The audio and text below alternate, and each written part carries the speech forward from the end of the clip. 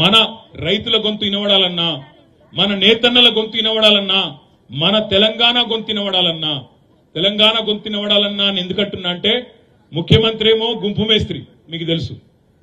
ముఖ్యమంత్రి ఏమో గుంపు మేస్త్రి, ప్రధానమంత్రి ఏమో తాపీ మేస్త్రి. ఇద్దరు కలిసి తెలంగాణకు సమాధి కట్టాలన్న చక్కర్లు ఉన్నారు.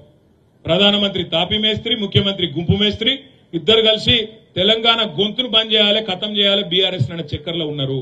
మరి కాపాడుకుందామా, ప్రజల తరపున కొట్లాడదామా, లేదా వీళ్ళ కుట్రలకు బలైదామా ఆలోచించమని చెప్పి కూడా కోరుతూ, రైతుల తరపున రేపటి నుంచి మనం బయలుదేరదాం. ఇప్పుడు ఏం చెప్తుండే ముఖ్యమంత్రి, ఇక్కడ మనం రైతుల కోసం కొట్లాడుతుంటే ఆయన క్రికెట్ మ్యాచ్లు చూస్తాడు. చూడరు మీరు, కేసీఆర్ 70 ఏళ్ల కేసీఆర్ ఏమో ఎండల్లో తిరుగుతాడు, ప్రతిపక్ష పాత్ర పోషిస్తున్నాడు. అసలు పని చేయాల్సిన ముఖ్యమంత్రి ఏమో నీళ్లు ఇచ్చే ముఖం లేదు, పైసలు ఇచ్చే ముఖం లేదు, రైతు బంద్ చేసే తెలివి లేదు, ఏ తెలివి లేదు. కానీ ఒకటి మాత్రం తెలుసు, తెల్లారులేస్తే బూతు మాట్లాడాలి, తెల్లారులేస్తే నోరు వారేసుకోవాలి, ఇష్టం వచ్చినట్టు ఒర్రాలి.